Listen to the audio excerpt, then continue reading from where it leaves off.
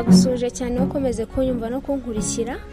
Uyu ni Anita Iradukunda tugiye kubana. Muri iyi minsi ari kwigaragaza cyane urukundo rw'agahararo, aho inshuti ziye gutandukana ndetse ingo nyinshi zigasenyuka. Ese wowe udukurikiye uzitandukanira hagati y'urukundo nyakuri ndetse n'urukundo rw'agahararo? N'ubundi kandi kubona itandukaniro hagati y'urukundo rw'agahararo n'urukundo nyakuri ntabwo ari ibintu bigoye. Igihe cyose ufashe umwanya wawe ukabitekerezaho urabibona itandukaniro. Ariko iyo uhuye n'umukobwa cyangwa umuhungu mwiza, ibyo byose bishobora guhinduka mu buryo utari witeze cyangwa utapanze. Hahandi uhura n'umuntu ugahita wumva uramukunze cyane ku buryo ibindi byose bisigaye biba ntacyo bikivuze, kandi bawumva mbese umukunda byo gupfa. Hahandi wumva wanamwitangira, kuko se urwo rukundo uba ugiye by'ako kanya ukimubona ni urukundo rw'agahararo cyangwa urwa nyarwo? Kugira ngo tubone igisubizo turi kwibaza, reka tubanze dusuzume uburyo mu myaka mike ishize wahinduye uko wafataga cyangwa uko wabonaga abantu mudahuje ibitsina. Nimba uri umukobwa uko wafataga abahungu mu myaka ishize, cyangwa nimba uri umuhungu uko wafataga abakobwa mu myaka ishize. Ubu ngubu utangiye kujya ureba abo mutandukanyije igitsina ndetse ukamara igihe kinini ubatekerezaho kuri uwo muntu, ndetse ukanibaza kumva wahangana n'ibyo byiyumviro ufite. Umva, nimba ibyo byiyumviro ubyiyumvamo, wikigira nk'aho ibyo byiyumviro bitakubamo, kuko ibyo ahubwo bishobora gutuma ubwonko bwawe burushaho kumufokasingaho ukajya umutekereza cyane, mbese yakakuzengereza mu bwonko. Rero fata time yawe wite kuri ibyo bitekerezo, ibyo byiyumviro umufitiye. Sintekereza ko wakabaye uhangana nayo marangamutima yo kugira ngo yarwanye cyangwa uyikuremo, aho guhangana nayo byakakubereye impamvu nziza, cyangwa ushobora kumva ko ari uburyo bwiza ubonye bwo gusobanukirwa ku muntu, cyangwa guhindura cyangwa kureba uko benguka, cyangwa ukamenya ko ari we ubengutse n'itandukaniro riri hagati y'urukundo nyarwo cyangwa n'urukundo rw'agahararo. Fata iyo time ubonye cyangwa ayo mahirwe ubonye y'ibyo byiyumviro, usesengura umenye ese ni urw'agahararo cyangwa ni urukundo nyarwo. Ahangaha ngiye kugusobanurira uburyo butatu abantu bageragezamo urukundo. Ibi bizakurinda ibintu bitari ngombwa byari buzagutera agahinda, kandi nyuma y'igihe runaka ushobora kuzabona umuntu ugukunda by'ukuri. Kubenguka. Kuba wabona umuhungu ufite uburanga ukamubenguka nta gitangaza kibirimo. Ikibazo ni uko ibigaragara cyangwa uko utekereza ko ari biba bidahuye n'imico afite. Kubera iki? Kubera ibyo ureba inyuma bishobora kuba bitandukanye, cyangwa akaba ari byo byagushuka. Noneho reka turebe nanone ku rukundo rw'agahararo. Iyo ukunda umuntu by'agahararo uba wumva umukunda bya nyabyo, kandi n'ubundi nk'urukundo rwa nyarwo narwo rugira ibyiyumvo. Ariko ibyo urukundo rwa nyarwo rugenderaho ntabwo ari byo urukundo rw'agahararo rwo rugenderaho. Mbese ibyo bishingiraho biba bitandukanye. Urukundo rw'agahararo rushingira cyane gusa ku byo umuntu yashimye ku wundi bigaragara inyuma. Urwo rukundo rw'agahararo rutuma umuntu atabonaho undi amafuti afite. Urukundo rw'agahararo twarugereranya inzu iba yubakishije umucanga. Umunsi ushobora kubona umuntu ukumva uramukunze, nyuma y'ukwezi kumwe cyangwa nyuma y'umwaka umwe ugahita wabona undi nawe ukumva uramukunze. Inshuti yanjye, ahangaha nimba wirirwa relationship yawe cyangwa urukundo rwawe ubona umuntu umwe ukumva uramukunze aka kanya, mu kanya waca ukabona ukunda undi, menya ko urwo nta rukundo rwa nyarwo rurimo, ni urw'agahararo. Ngaha reka turebe nanone ku rukundo rwa nyarwo icyo ari cyo. Iyo uzi neza ibyiza by'umuntu aho agira intege nke, nibwo ubasha cyangwa nibwo uba ushobora kuba wamukunda urukundo nyakuri. Urukundo si ikintu umuntu yiyumvamo gusa, ahubwo bikubiyemo n'indi mico. Urukundo rurihangana, rugira neza, rutwikira byose, rwizera byose, rwiringira byose, rwihanganira byose. Urwo ni urukundo nyakuri. Kandi nanone urukundo nyarwo rutuma umuntu agaragaza imico ye ku giti cye we ubwe, ntabwo aba bitewe n'ubujiji cyangwa gupfa kwemera ibintu undi muntu amuhaye cyangwa amushyizemo buhumyi. Oya, urukundo rwa nyarwo rugaragaza riyo wowe wa nyawe, apana kuvuga ngo hari ibyo uri buhishe kugira ngo wagukunze nyine atagusiga cyangwa atagucira. Bya bindi ugaragaza ntacyo uhishe cyangwa ntacyo wumva wahishe inyuma wamuhisha, iyo ni rwo rukundo rwawe rwa nyarwo. Inshuti yanjye, zirikana ko uru rukundo tuvuga rwa nyarwo rwo rurenze ibyo gukunda umuntu kubera uko asa. Urukundo rwa nyarwo rwo rugaragazwa n'igihe mumaze mukundana, kuko urukundo rwa nyarwo ntiruba rushingiye ku bigaragara inyuma. Birashoboka ko umuntu muzabana atari wa wundi wakunze bwa mbere ukimubona. Oya, iyo havutse ikibazo mu rukundo rwanyu rurakomeza. Mu gihe urukundo rw'agahararo rwo iyo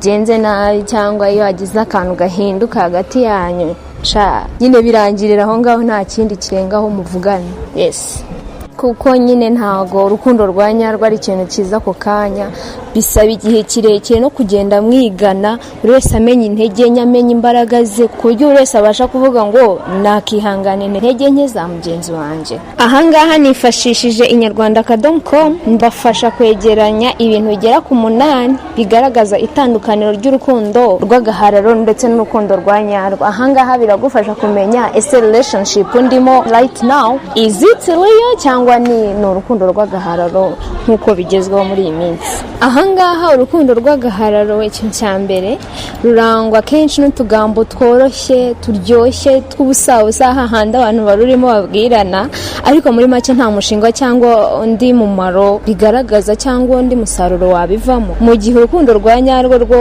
habaho kuganira, kumvana no kugaragaza cyangwa kungurana ibitekerezo ku mishinga runaka ishobora kubateza imbere, ndetse bakagirana n'umwanya wo kuganira ku rukundo rwabo hagati yabo. Ahangaha ntago mwirwa muvuga twa tugambo turyohe amatwi tutagaragaza umusaruro cyangwa tutagaragaza icyo twamara mu rukundo, ahubwo mu rukundo rwa nyarwo ho mufata time yanyu mukaganira ku buryo mwungurana ibitekerezo bigaragaza ko mufitanye future. Yes, ubitekerezeho neza, urebe relationship yawe imeze iti, muganira muti.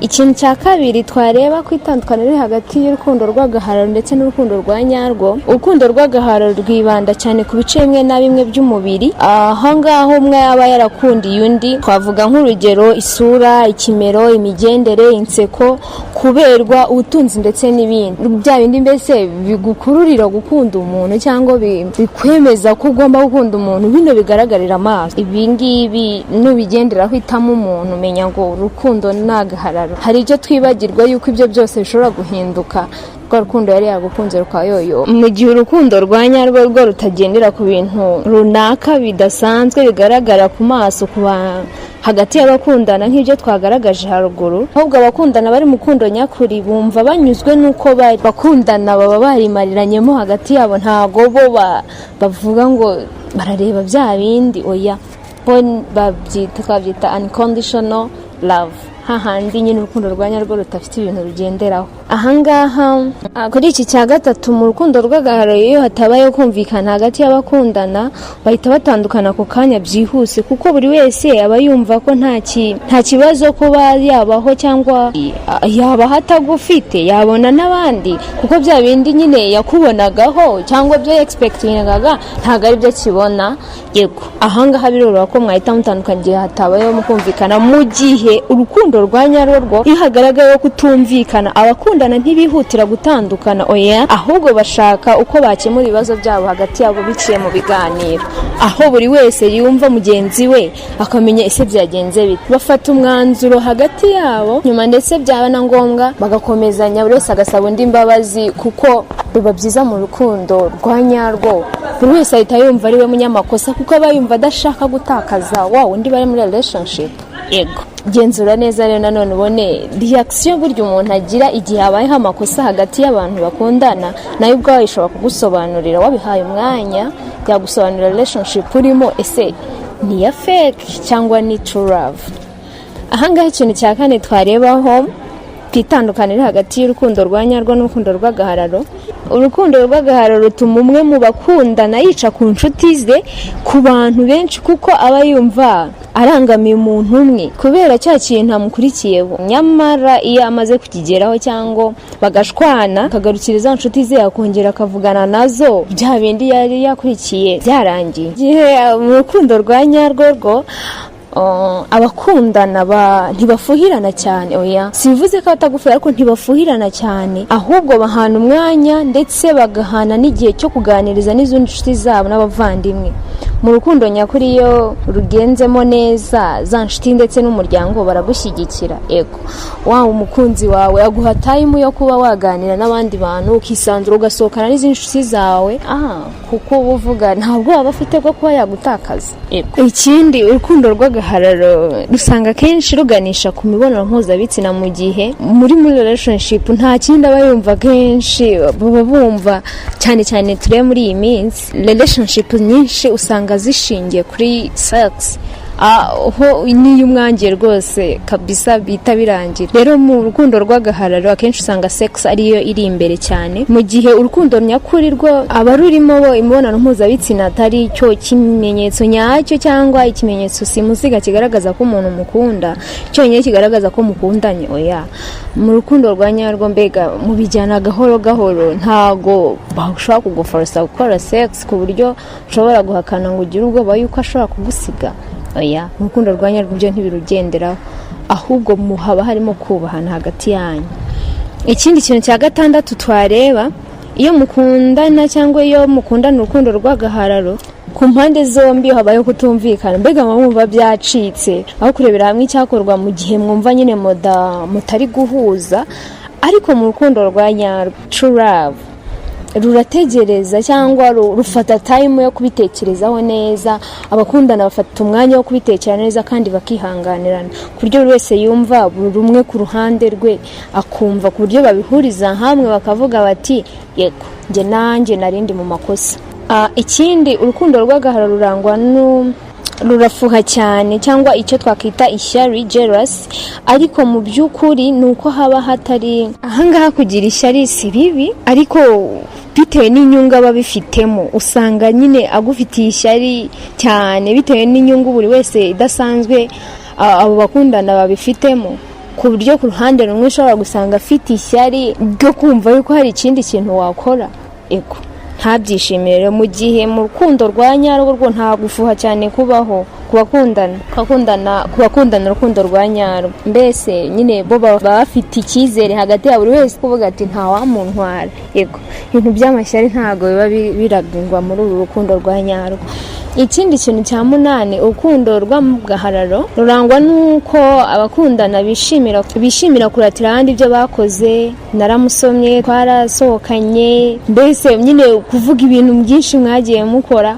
Mu gihe abari mu rukundo nyakuri baraceceka, abantu bakabwirwa nuko babyiboneye. Yes, mwebwe mugakundana nyine ku buryo n'abababona bavuga yes this is the good couple. Kabisa baraberanye, bakora ibintu byabo mu rukundo, nyine ibintu byose ku buryo ubibona ukavuga ati kabisa aba nibo. Ntabwo mwebwe mugenda mwirata muvuga ati turakundana mwigaragaza. Oya, ababareba ubwabo nibo babyimenyera. Ubwo urukundo rw'agahararo rushobora gukura rukavamo urukundo rwa nyarwo, ntirukunze kuramba, kuko indamu buri wese cyangwa abakundana baba bategerejemo baba bamaze kuzibona. Iyo bamaze kuzibona, rwa rukundo rurashira pe. Ego mushobora kumarana igihe mukundana, mumarana ibihe mwabonaga ari urukundo rw'agahararo, ukazisanga rwavayemo urukundo rwa nyarwo, ariko nanone ugasanga dusa nk'ababyibeshye kubera yuko n'ubundi ugifite bya bindi umukurikiyeho. Ahangaha rero ibyo bindi wakurikiye birangiye cyangwa iyo bibuze, biba ari ibintu bigoye cyane. Si byiza gukundana n'umuntu cyangwa gushakana n'umuntu kuko hari icyo umukurikiyeho, cyangwa umutungo, ubwiza ndetse n'ibindi. Ahubwo wagakwiye kujya mu rukundo kubera urukundo nyine rwa nyarwo rukurimo, kuko namaze kubona ko ibintu nibishaka ndetse n'ubwo bwiza burashira. Ibaze kwa kundi baramukundiye amaso heza, accident ikaba usanga ibintu birahindutse, n'ahandi nyine uhita ubona ko waribeshye. Kuko rega n'ijambo ry'Imana rirabivuga ngo byose bizashira ariko urukundo rwo ruzasigara. Ubwo rero gerageza usuzume relationship urimo yawe n'umukunzi wawe ihagaze he, genzura neza kugira ngo twese twirinde agahinda, depression turi kubona hanze, breakups ziri kugaragara hanze muri iyi minsi, zigerageze zigabanuke. Genzura neza relationship yawe. Ndagushimiye cyane wakomeje kubana nanjye. Iyi ni Baba Official, komeza dukurikire. Nimba utarakora subscribe ikandeho kuri iyo nzogera, ikindi ukoreshe ku nshuti zawe zisangize, kuko ndakeka ni benshi cyane baba bakeneye kumenya no gusuzuma relationship yabo ese iragenda neza. Turabakunda cyane.